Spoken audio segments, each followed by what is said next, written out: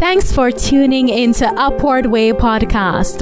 If you're looking to be spiritually blessed, moved, and inspired, there is no doubt you are in the right place. On our show, guests recount their encounter with Christ and how their lives have been transformed through the grace and love of God. And now, please welcome our host. Hello and welcome to Upward Way. I am your host, Marlon Walters. My guest today is an international gospel recording artist, Brian Doerksen. Welcome to Upward Way. Thanks for having me. It's my pleasure, and I know that you have quite a story to unpack for us today. So I just want to start with what many persons may want to know. Could you share a little bit about yourself and what you do as a gospel recording artist? Sure. I've been doing this for over 35 years. I just turned 60 2 months ago. So wow. So it's been a journey since I started this in my early 20s. Actually, I'm talking to you today from this place where I live, and it's a very important place because I was 4 years old when my parents and my brother and I moved onto this little piece of earth outside of a city called Abbotsford, British Columbia, Canada, and near Vancouver, about 2 hours north of Seattle, Washington, just over the border into Canada. And I've been on this place, and this is the property where I first heard the whispers of God, the whispers of love, and that those whispers were the seeds of the kind of music that I sing, even, I think right up to my most recent song, which just came out, called Shelter. And there's a connecting thread through all of it,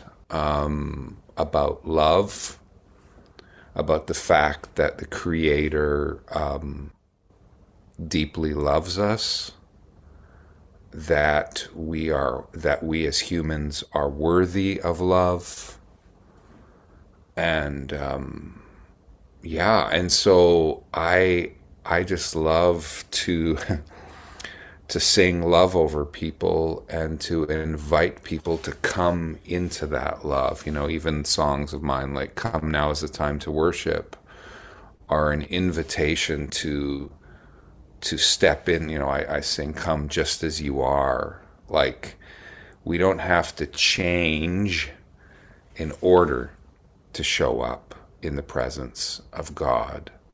I understand maybe the pull to do that because of how we approach human dignitaries and human leaders. We feel like we have to put our best foot forward. Whereas I think with our Creator,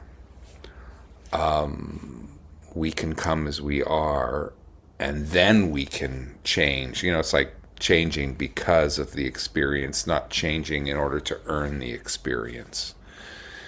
But yeah, so it's been a journey, and I think there's a thread through everything I've written and released. I was just thinking about that connection the other day between the first song of mine that kind of traveled the world, Purify My Heart, Refiner's Fire, which ends with the phrase, ready to do your will, make us ready to do your will.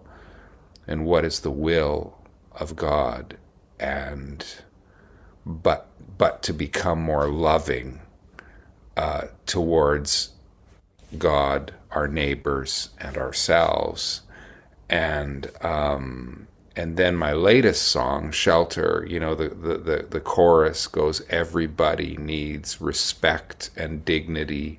Everybody needs love, real love. And I could, I don't know what we're all going to talk about in our conversation, but I could tell you some of the background of what brings me to that point in my journey. Yes, I'm happy you're going there, because that is the question I wanted to ask.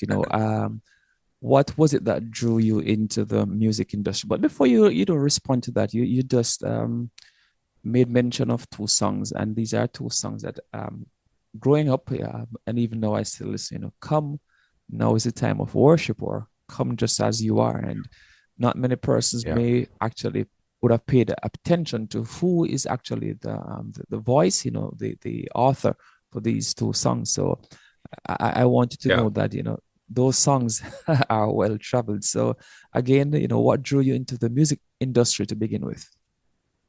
Yeah, well, I think it was hearing the whisper of love, the invitation. My dad, he sang in a gospel quartet, fairly traditional, you would call it, 4-part male harmony quartet, and he's still singing strong. In fact, tonight I'm going to serve with him for a hymn sing where we are there's about 350 seniors gathering in this residence, and my dad and I are going to do an hour concert for them. And my dad's 89, so so yeah, so I grew up with him as an example. My mom was also somebody who was a deeply devout spiritual woman, but a very, very focused, not on judgmental religion, but on compassionate religion, on loving other people, accepting anybody who walked in the door of this home, who walked in that door right behind me when I was a boy and a teenager. And so I think there was that. My grandpa was Peter Doerksen was a mandolin player, so he played. I think I got some of my love of guitar and stringed instruments from my grandpa. But when I was a teenager and I was having my own spiritual awakening, I felt there were some gaps in the music of the church and the way we were expressing our faith musically. I felt like there wasn't enough tenderness and honesty and almost like humanness in our music. It was like we were trying so hard to praise the greatness of God and the Creator. We were losing touch with our vulnerability and our who we are as emotional, fragile human beings. And so I started down my journey trying to express some of that in song. I've always written for the gaps where I perceive, I think we don't have enough songs about, whatever that gap is. And I write into that gap. I don't try and write songs like the ones that are already popular. And I've continued that process through my whole adult life. And I still see gaps, so I still keep writing. And ironically enough, even when you consider Jesus and the Gospels and the stories there, I still find there's many of those stories and of the focus and the themes of the Gospels that we haven't adequately expressed yet. Plus, I think, each of us come with our own mother tongue. And by mother tongue, I'm not just talking about language. I'm talking about some style, who we are, how we express things. Like I'm also a songwriting instructor. I help and mentor other songwriters. And I've done an exercise in class. I'll have like 15 songwriters taking a course with me, and I'll give them all the same seed. And the seed is like the first line of the song, right? And then I'll say, I want you to all go and write a song based on this seed. And when they come back a month later with the song, there's 15 completely different songs because they all have different styles, they all have different personalities. And I do that also to underline, I think there's a when all worship music sounds the same, I think that's a problem. I don't think worship music should all sound the same. That's why I sing and Come Now is the Time to Worship. Come just as you are. Like, we don't have to all look the same. We don't all have to sound the same, but we need to have to convey this love somehow in the core of whatever it is we do. Yes, powerful stuff. And I like the way you put it, that we all have different tongues, as you say. It's not so much the language, but the personality, the experience. And even when we read from the scripture, we go through, let's say, the Gospels or the New Testament, we realize that the authors, they had the same experience with Christ in terms of they were eyewitnesses, but when they shared the stories that they or the experience they had with Christ, you could see how differently they conveyed this idea. I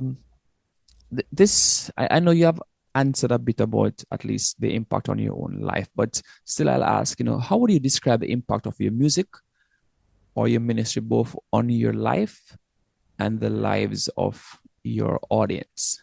Because I'm sure you might get feedback sometimes by words or even by observation. What kind of impact? I mean, some of the great treasures of my journey have been people who've taken the time to write letters thanking me for the music. Just the other day, I had a message from a chaplain at a local prison and describing how in a very, very difficult situation with a couple of people, they just started singing, a cappella, like, because they're just having almost conversation, whatever, and they start singing "Faithful One," so unchanging, my song, or another letter that came in, a person on their deathbed, and the very last thing they wanted to do was sing "Faithful One" together, and then they're literally singing it, and then the person passes away as he's singing my song around his bed, And I get lots of stories like this. I think my focus has always been on the love of God, but also to sing love over the suffering, to try and bring comfort through song.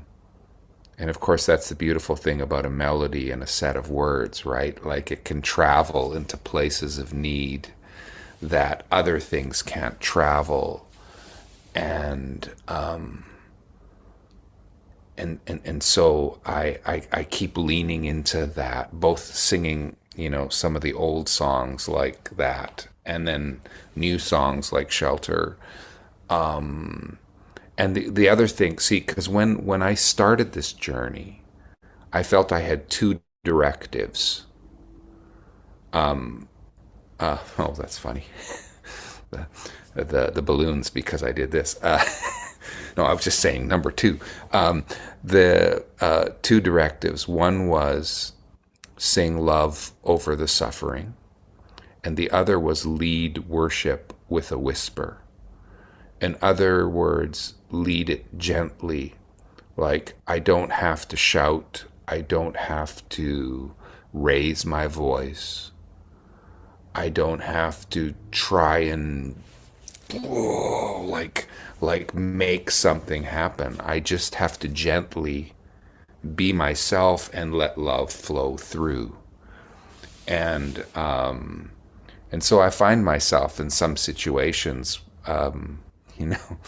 where there's if some shouting and some very loud stuff going on, and it's great to celebrate, and it's great to do all of that, and then along comes Doerksen, and I pick up my guitar and I start singing very gently. It's like, whew, and but you feel this presence. You feel a presence come into the room that's not generated by human energy. It's not generated by our determination.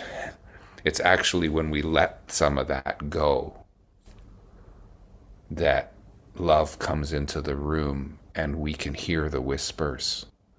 And that's my hope and my dream, is that wherever I go, whatever I do, that people will hear the whispers of love.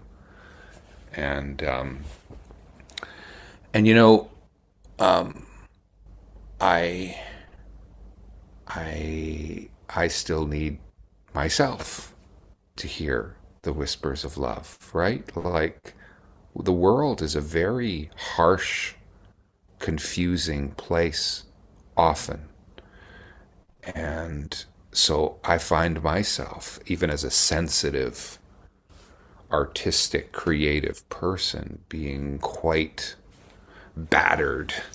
It's almost like you're being jostled constantly by the things that you're hearing and all the things that are happening. And I need to come into a place of peace. So sometimes I also sing, like you talk about impact. What's the impact?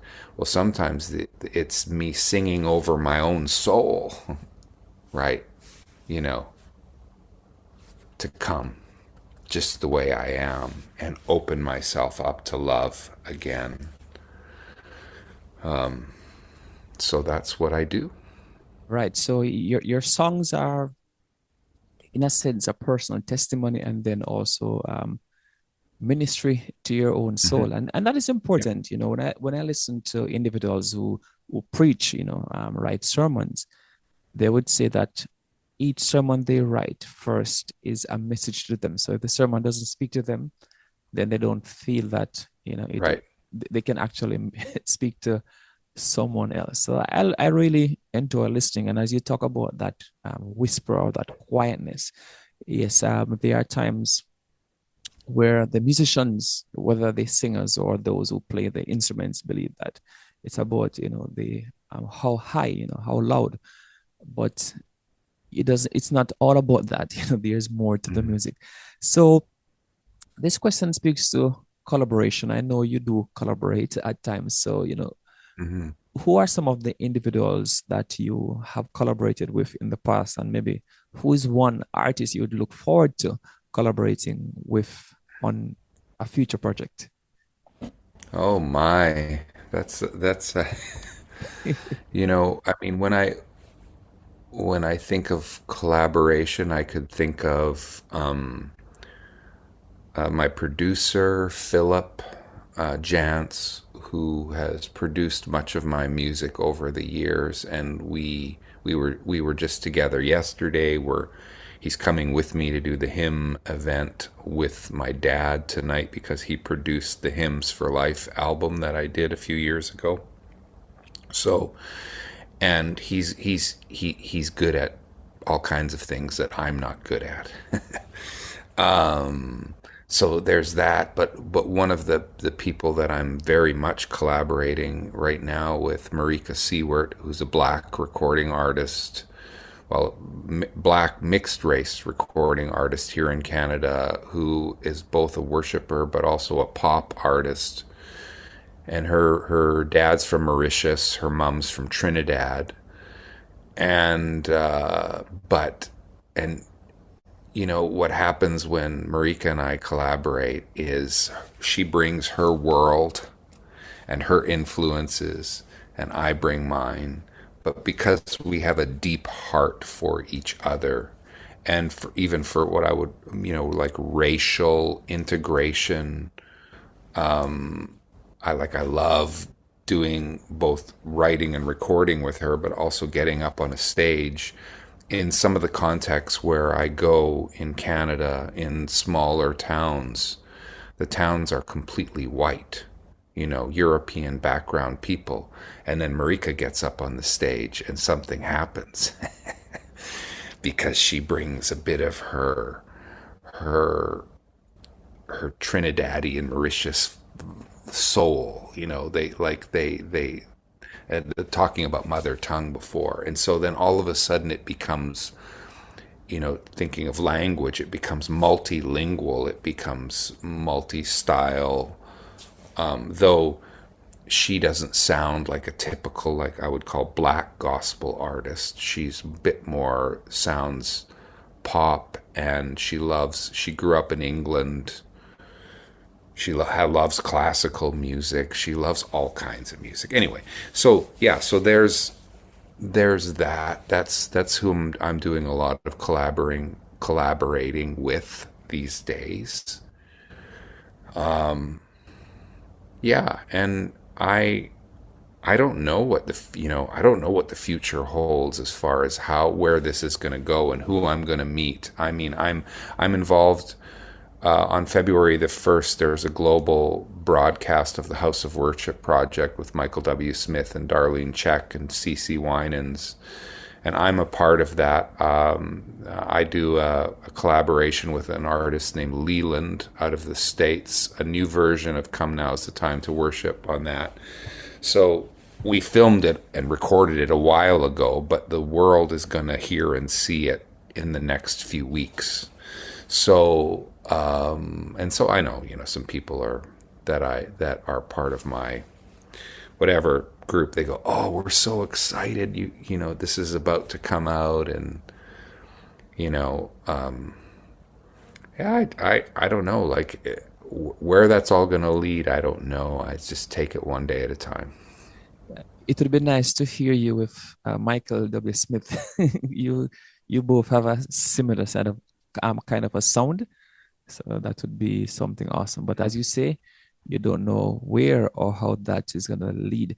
So I'm going to toss maybe two more questions at you, and then I'll give you a chance to talk a little bit more about shelter. So what advice would you have for someone wanting to, well, the question I was going to put is follow in your footsteps, but I will tweak it, not so much following in your footsteps, but would want to, do gospel ministry. And it's not limited to music, but of course, because you do music, what advice would you have for such an individual or individuals? There are so many places of need where people can serve. And specifically when I think of music and, new artists or new people that serve that way, I always say, find a place that say gospel music would bring healing, bring comfort, bring beauty. One of the things I do quite regularly is I go into my local prison and I do concerts for the inmates. And sometimes people go, "You do what? You go into the yeah." Well, because they can't even gather unless the chaplain and somebody from the outside comes, and then they get together. So there's all kinds of places like recovery houses, places of need, those places. So that would be one of the things I would say to people. I would say, is when you create something, you want to share it. And I would say find some situation like that, share. And also don't despise sharing something with one person. I've actually done that too, where you write a song and then you go and you sing it for one person. It's not about bigness. It's about yes. It's about flow. It's about service. It's about love being exchanged. And the thing is, when you serve one person, almost always they do something that serves you back, and it becomes this mutual exchange. It's not like, I'm the anointed one and they're the whatever. No. We're both loved, if we can use that word, anointed by God as humans in the image of Creator to give and receive love. Yes, brilliant. I as you share that story about finding people and I will zero in a little bit on even if it's one, I remember when I was at university, I my friends and I, we sang in a group and we went to a church. And I remember somehow when we were to sing, the body language wasn't so positive. And I remember the group leader saying, listen, we need to take this seriously. If we went to a larger congregation, we would have been more positive in how we were operating. But because it's Yeah. a small church in the countryside, you may think, but he says, no, there are souls here. And that stuck Yeah. with me to say it doesn't matter where or when, you should always, let's say, put your best Yeah. foot forward or present your Yeah. A game, because it's not about numbers, it's about who God wants you to minister to. So I Yeah. really appreciate that. So I wanted to use the next maybe 5 or so minutes to talk about your latest release, this song Hmm. "Shelter." I read the backstory for it. You were beside a river when you wrote this song, and I was listening it Yeah. just before the interview started, just to let's say get some inspiration. So, um, what led you to this song, and what would you Mm. want the listening audience to pull from this song? Yeah. Well, I think my journey into songs like Shelter starts at the beginning. I think, like I described, there's this thread, like at the very beginning, writing a song like Refiner's Fire, you know, which ends with the song, the phrase, ready to do your will. What is the will of God? It's to become more loving, more caring, more serving of others. It's not to be pure so we can be superior to others. It's about the exchange of love, because loved people love people. Hurt people, right? Like there's a connection between what we receive from God and how we treat other people. And the other thing is that, just over 30 years ago, our first son was born. We have 4 daughters and 2 sons. And we discovered not that long into his life that he had a condition called Fragile X syndrome and would require full-time support for the rest of his life. Okay. And then eventually, it's a long story, I don't have time to say now, but we had a second son with the same condition. So he's now 26, crazy. He has no words other than no, me, mama. He's got like, well, 3 words. I say he gets everything he needs with those 3 words. But because of their coming into my life, into the most intimate place, my family, I began to start seeing the world a bit differently. And the fact is that love is not earned. Love is not earned by our appearance or our performance, but it's given as that unconditional flow from God to us and through us to others. And so when anyway, coming to this song Shelter, there I am by this river, and I've been meditating on the word shelter and how vulnerable humans are. And when we start our life, as a baby, we will die if we're just left out in the elements to survive on ourselves. We can't. We need the sheltering love of other people. And that word shelter started to really resonate with me. And I thought to myself, I want to sing, So I just pick up my guitar and start singing, we all need love and shelter. And away I went. But that chorus, everybody needs respect and dignity. Everybody needs love, real love. You can't say you love somebody if you don't respect and almost dignify just who they are. And of course, I'm thinking about my boys. And we are actually in the process right now of filming the music video for this. And my son-in-law, Luke, who married our eldest daughter, we've gone out and we're filming all kinds of people, including a whole bunch of people from the special needs community, people in wheelchairs, people who can't speak, people with Down syndrome, people with all the diversity of, the human. and we're filming them singing everybody needs respect and dignity, everybody. And so for me it's just like this. I'm gathering up the experiences that I've had in my life and the people closest to me and then the people around me, and I'm saying, hey everybody, you know, let's do this together. Like let's take the love of God and let's share it freely with everybody around us, because we all know that's what this is about. This isn't about being right. You know, it's not about being correct. Oh, I've got the right theology and you don't, so, you know, you're judged by God and I'm not. Like, it's not, that's not what this journey is about. This journey is about a journey into love. And so I sing in the second verse, you know, we all need to know we're worthy, that we are treasure to our core.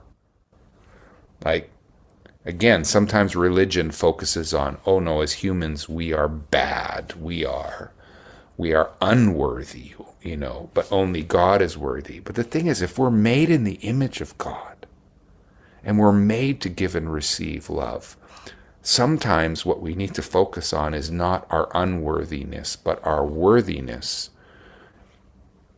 And then I think about my sons, you know, my sons who can't do anything to earn, to perform, and they are still worthy of love, right? They are treasure.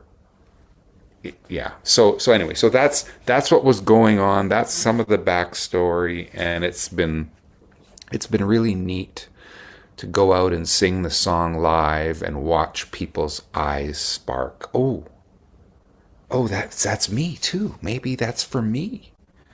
You know, maybe I'm worthy of love too. And that's my hope for the song. Yes, I would say, you know, there's context, you know, when the Bible talks about worthy in terms of we and God, is that we are not holy, but He is. So there's context. We need to realize that we have worth, we have value. And I just want to say something on that. It's your testimony, but I think I have to, because sometimes when I share with individuals about the possibility of working, doing ministry, whether just they are asked to play a role in church, and there are persons who hesitate. And recently I'm saying it's because we don't really understand our worth or value, the what we have to contribute. So sometimes we look at, oh yeah, I'm not feeling well, I don't have enough money, I don't have enough experience, I can't speak too well, I can't sing too well. We don't realize that we have value to add. And so the moment we realize that God has placed something special in us that we can contribute, then we'll be more willing to minister. But as you Right. say, even for those who seem insignificant, you know, they are special needs, they have so much value to add, you know, because what Yeah. I find with special needs individuals, they are always so happy, you know, they Yeah. cherish Yeah. every single moment, and that is something we can actually learn from. So Oh, well, they, you're going to, when you see the music video for Shelter when it comes out, you are going to smile, because you're going to see that joy that you've just described on a number of these individuals. We've had such a blast filming with them because they radiate joy, and I get so energized being around them. yes, because even at our local church, one of our members, she's a nurse, and she works with some special needs individuals, maybe in the last 3 or so years. And so she invites the church to go and to have worship with them. And when you see those pictures, I mean, I've only been able to go once, but when you see the joy on their faces, man, it's something. Mm-hmm.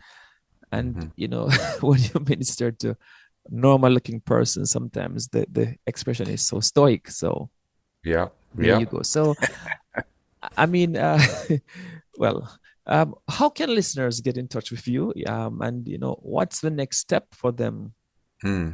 to get started with you? I mean, I know you share that you go to prisons sometimes, care homes, and you have different concerts. So let's say someone would want you to visit their care facility, that kind of a thing. How do they connect Yeah. with you, and do they have to be on a long waiting list or that kind of a Oh, thing? well, it's how they can connect with me. They can follow my Instagram page. They can, but the easiest way if they want to actually have a dialogue is just go to briandoerksen.com, BrianDoerksen.com. And then if you click on contact, you can find out, on the web page, there's like all the things I'm doing. We're updating it all the time. If they're interested in me coming to like do an event, they just click on the booking page and we describe some of the different options of how I can serve through music. And if they click on contact, the email opens up and the email comes straight to me. We're not a big ministry. We are just, my wife Joyce and I, and my son-in-law Luke and daughter, and we're just in a sense that way a small family music ministry, and we love interacting with people and we love serving people. And then the other thing is people can go to my YouTube channel and follow, click subscribe to my YouTube channel, and then when like the shelter music video comes up, there it'll be. And we just love serving people. We also, make short films. We've done a couple of Christmas films. We've done one film in and around the hymns.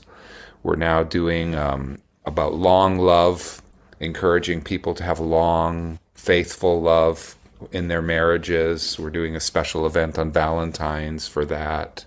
So we're up to a few things, but if they go to briandoerksen.com, they'll be in touch. And they can sign up for the newsletter too. And then about once or twice a month I send out a note with some reflections of what's going on in my life and in the world, and then links to, things that are happening. You say it's a small team, but the impact it's massive. Yes, so thanks, Brian, for taking the time out to come on Upward Way podcast to share your story. For my listeners, we have been listening to Brian Doerksen. He's a gospel recording artist. He has been in music for more than 30 years, and he says that he's already a senior citizen, but he doesn't look or sound like a senior citizen. So, Brian, just before we go, is there any parting words you'd want to share with our listeners? Well, yeah, I mean, the reality is every single one of us are going through struggles, challenges. This is not an easy time, but because of the speed of change, but there are some things that don't change. God doesn't change. The fact that we're deeply loved doesn't change.